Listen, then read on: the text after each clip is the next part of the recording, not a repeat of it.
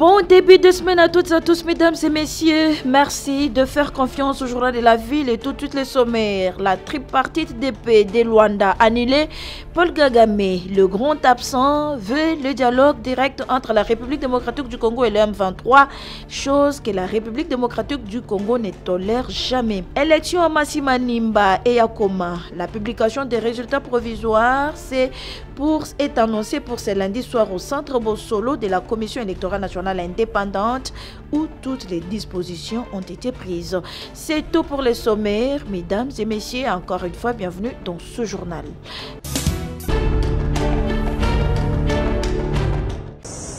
Ce dimanche 15 décembre, le président de la République, Félix-Antoine Tshisekedi Tshilombo, est arrivé à Luanda, en Angola, pour répondre à l'invitation lui adressée par son homologue João Lourenço, dans le cadre du processus de Luanda censé mettre un terme au conflit armé qui oppose la RDC au Rwanda. Accueilli par le ministre angolais des Relations extérieures, Tété Antonio, le chef de l'État s'est directement dirigé au palais présidentiel de Luanda, cadre choisi pour le sommet tripartite. À l'heure indiquée, l'hôte du sommet, João Lourenço, attendait deux chefs de l'État et finalement, seul le président Félix Tshisekedi a répondu favorablement à son invitation. Les deux chefs d'État ont fait les constats d'échec de la tripartite voulue par la médiation après l'annulation de participation de la partie rwandaise sans qu'aucune raison ne soit communiquée. Malgré ces constats d'échec, les présidents Tshisekedi et João Lourenço se sont longuement entretenus autour de ces processus qui restent une des alternatives pour mettre hors du territoire national les forces armées du Rwanda. Depuis la veille, les Rwandais ont multiplié les stratagèmes pour torpiller ce processus. Ce samedi soir, la délégation rwandaise a conditionné la signature de l'accord préparé au cours des rencontres précédentes par une nouvelle exigence qui subordonne la signature de l'accord à un dialogue direct entre la RDC et les groupes armés M23, ce qui constitue un blocage délibéré et une entrave majeure aux efforts pour rétablir la paix dans l'est de la République démocratique du Congo. En introduisant cette condition de dernière minute contraire aux discussions précédentes, les Rwandais démontrent une fois de plus son soutien inconditionnel au M23, un groupe armé impliqué dans des violations graves des droits humains et dans des activités déstabilisatrices en République démocratique du Congo. Cette posture irresponsable met en péril la paix et compromet les avancées majeures enregistrées, notamment la signature d'un plan opérationnel permettant d'une part le retrait des forces rwandaises du territoire congolais et d'autre part le désarmement et neutralisation des FDLR.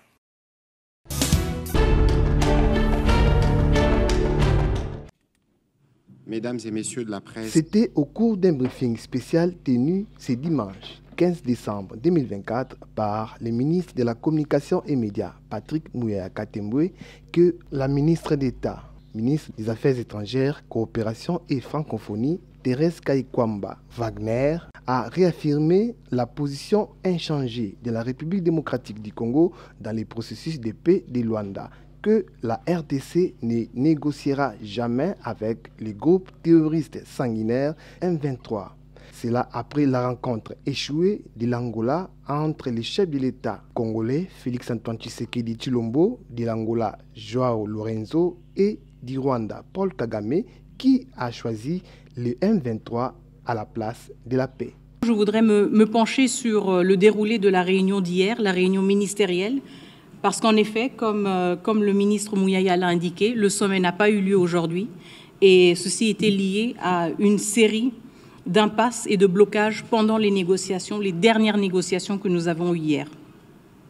En effet, pendant ces négociations, le Rwanda a brandi à nouveau le prétexte de l'importance d'une solution négociée et d'un dialogue direct entre le gouvernement de la République démocratique du Congo et le groupe terroriste du M23. Une chose que nous n'avons jamais acceptée et que nous n'allons jamais accepter. Ce qui est clair, c'est que le groupe armé M23 était partie prenante du processus de Nairobi, s'est auto-exclu quand il a repris les armes et que si ce groupe veut avoir un espoir en termes d'une possibilité d'exprimer ses griefs et ses préoccupations, cela se fera uniquement dans le cadre du processus de Nairobi.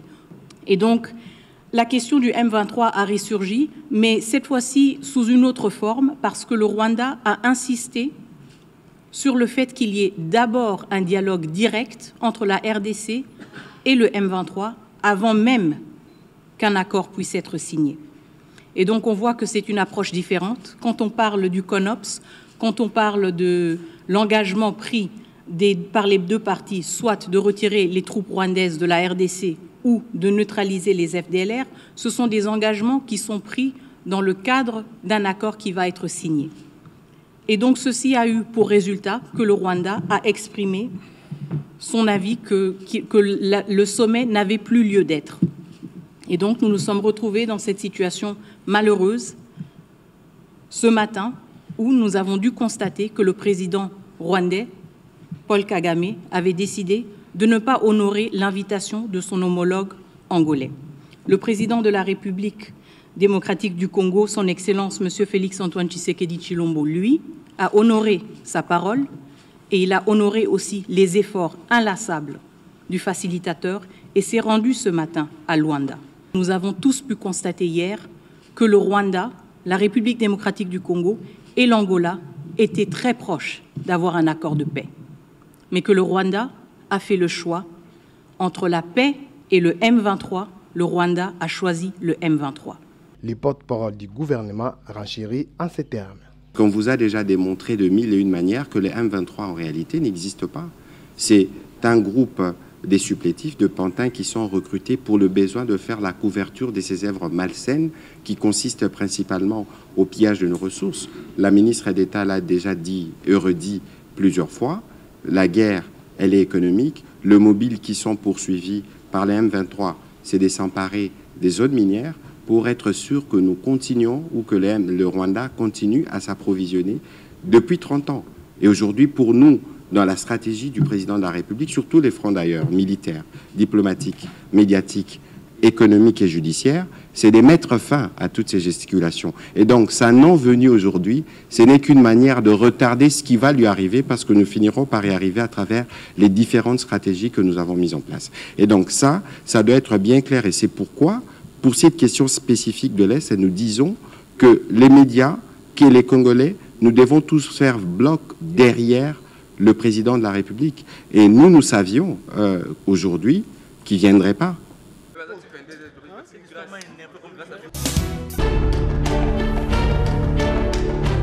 À l'Assemblée nationale, le rideau sont tombés ce dimanche 15 décembre sur la session ordinaire de septembre 2024. Conformément à l'article 117 de la Constitution, les députés nationaux s'en vont en vacances parlementaires après avoir traité et vidé toutes les matières retenues lors de cette session qui vient de s'achever. Dans son discours, le président de l'Assemblée nationale, le professeur Vital Kamerhe, a félicité les élus nationaux pour le travail exécuté avec sérieux, assiduité et abnégation durant cette session qui, a-t-il dit, s'achève avec une production législative tant qualitative que quantitative de textes de loi et du contrôle parlementaire. C'est ici le lieu pour moi de remercier et féliciter tous les honorables collègues députés nationaux qui ont donné le meilleur d'eux-mêmes afin que nous puissions répondre aux attentes de la population conformément aux attributions nous reconnues par l'article 100 de la Constitution, à savoir voter les lois, contrôler les gouvernements, les entreprises,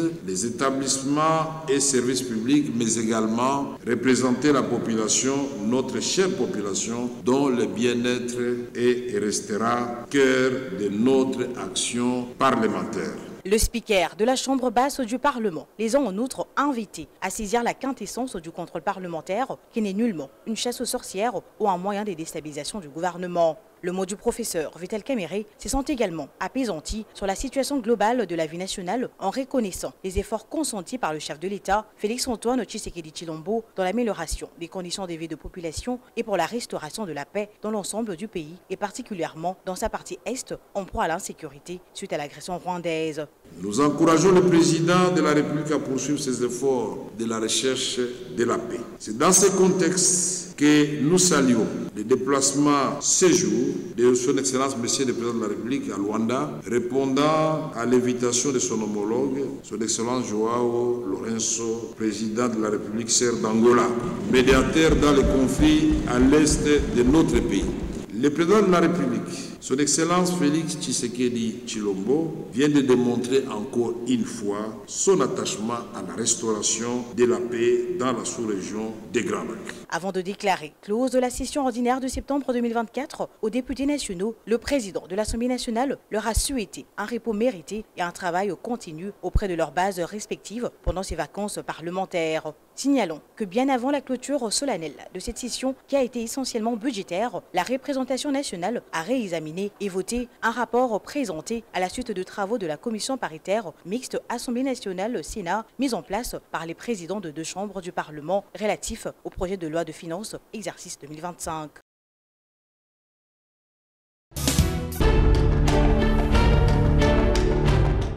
Technocrate fervente, cadre de l'UDPS Tshisekedi et vice-présidente de la cellule de base de Lukunga, Wivine Chimoussa n'est pas allée derrière le dos de l'Akier pour soutenir la vision du chef de l'État Félix Antoine Tshisekedi lancée sur la réflexion autour du changement ou révision de la Constitution.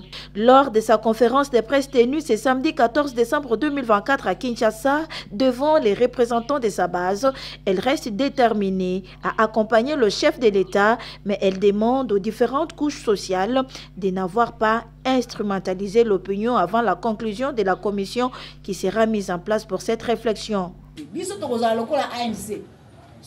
Félix Abimi, IDPS, on a pour continuer vision, pe misala oyo, ezoko sale malelo, pour mboko etombwa. Ba babundela ka mboka oyo basofa makila na bango ba se retrouver ba tombwa mape na ba mabota na bango pe na ba génération oyo koya.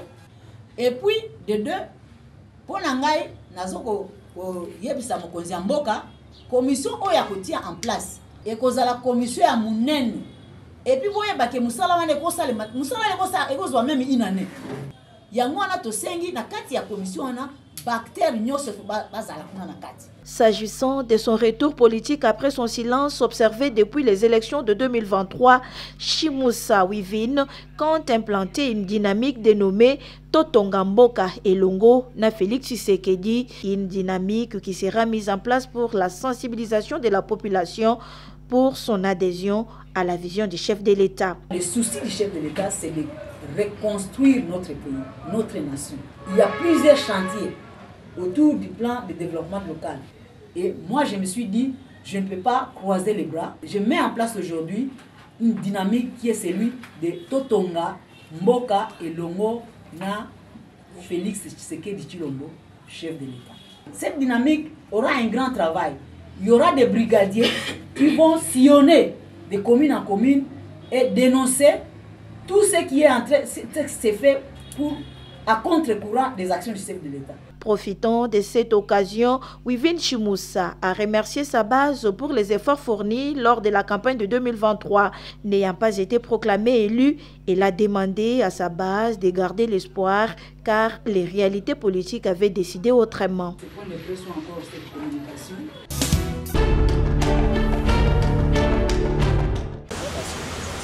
Les membres du cadre de réflexion et des actions autour de la Constitution CRAC étaient devant la presse ce samedi 14 décembre 2024 à Kinshasa pour présenter le CRAC et éclairer l'opinion sur sa mission. Dont Okoma Onyumbe dit Lumumba, coordonnateur du CRAC RDC. Le CRAC est une organisation ad hoc créée dans le but d'éclairer la lanterne de la jeunesse sur les questions liées à la Constitution. Cela veut dire révision, changement ou non de la Constitution. Afin de leur donner la possibilité de se prononcer face aux réformes de la Constitution. Le CRAC compte à ce jour 403 structures de jeunes signataires de l'acte constitutif et nous en appelons d'autres à rejoindre cette synergie de la société civile nouvellement créée pour l'intérêt majeur de la nation. Le CRAC a une durée relative à sa mission, c'est-à-dire, une fois celle-ci atteinte, le CRAC est soit voué à sa dissolution, soit peut se muer à une autre structure avec d'autres missions assignées. Outre la présentation du CRAC, la feuille de route reprenant toutes ces actions à mener sur terrain était présentée également à la presse. Nous procéderons au lancement des ateliers des revues de réformes engagées par les acteurs sociopolitiques. Nous appellerons à une marche pacifique pour la paix, la cohésion nationale et la sécurité. Tout ceci dans le but d'éviter toute forme de manipulation à laquelle les jeunes sont exposés face aux enjeux de l'ère. Nous organiserons une série de conférences et débats en vue de mettre à niveau les différentes opinions populaires ainsi que celles des experts. Une consultation populaire qui va s'étendre jusqu'au point le plus retranché du pays dans le but de rendre inclusive et participative notre démarche. Et enfin, un atelier de restitution en plénière sera convoqué en vue de rendre publiques les conclusions de notre démarche. Par ailleurs, le cadre des réflexions et des actions autour de la Constitution prévoit se servir des conclusions et recommandations issues des démarches entreprises par les leaders des jeunes de la société civile de la RDC, constituer un cahier des charges à soumettre aux autorités compétentes, ainsi pour sa mise en application.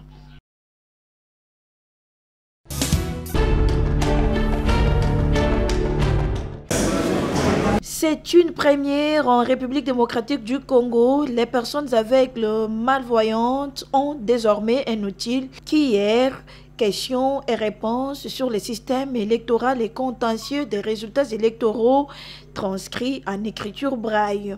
Cadeau signé la Fondation internationale pour les systèmes électoraux IFES qui accompagne le processus électoral en RDC à travers son programme d'activité d'intégrité électorale dénommé DEA en collaboration avec la structure Voir avec le cœur VAC qui, à l'occasion, félicite la Commission électorale nationale indépendante, CENI, et son partenaire d'appui technique, IFES, de rendre possible aujourd'hui ce qui était un rêve pour les personnes aveugles malvoyantes.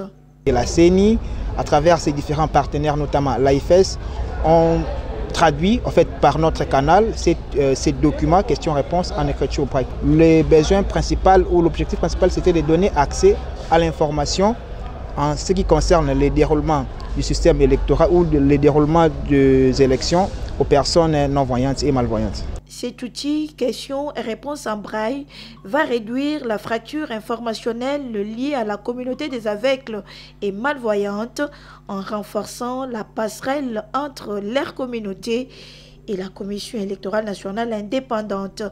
Maître Evelyne Moulé-Mangabo, chargée du genre et inclusion à IFES, représentante de la directrice au pays IFES, empêchée à cette cérémonie. Nous avons pensé que pour l'inclusion de cette catégorie de personnes, il faut les doter d'un outil qui puisse les permettre à comprendre au moins c'est quoi, comment ça se fait la gouvernance démocratique chez nous, comment ça se fait les élections, quel est le système, comment se font les contentieux des résultats lorsqu'il y a contestation. Aux utilisateurs de ces matériels didactiques d'en faire bon usage, poursuit-elle.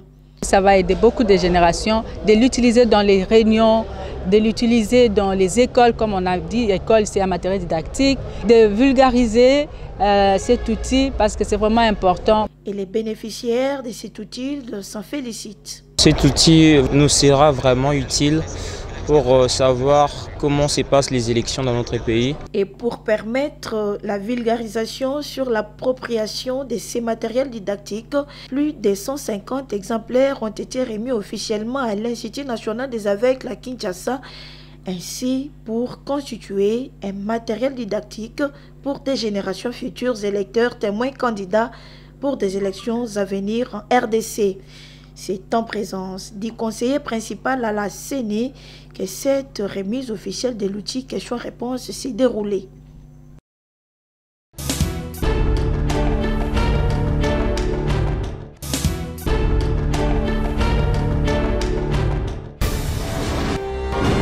Nous sommes arrivés à la fin de ce journal de la ville, mesdames et messieurs.